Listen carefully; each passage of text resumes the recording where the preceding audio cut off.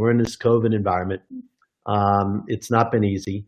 Do you see leadership changing as a result of this? Does this accelerate better leadership? How do you see this having an effect in future leadership for us?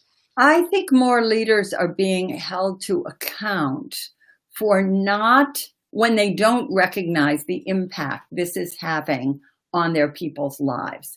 The biggest problem that I've heard in this environment, besides, we're dealing with two things. We're dealing with a huge shift toward more and more people being able to work remotely, which is the acceleration of something that has been happening, but a very, very rapid acceleration of that. And that's going to change work going forward. We're also dealing with the fact that for a lot of people who have young children, the children are home, the parents are teaching them, there's no support, there's no help.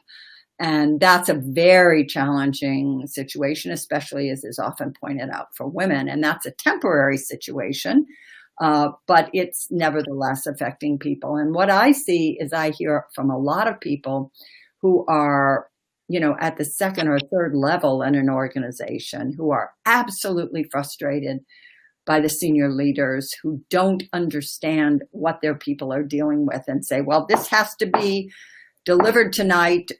There's no wiggle room on it when people's lives are so much more complex than they were, or very, impatient when people have technological issues, which, we all have now because we're using so many different technologies and we're so reliant on it.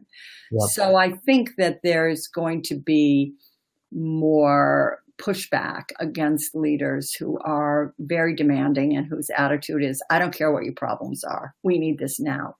Because that doesn't exactly work when we're in a situation like a pandemic, when we all have to work together to keep one another functioning and safe and keep some semblance of an economy. So I think probably a pushback against some of that, rugged individualism, demanding, driving boss. That's not working very well right now.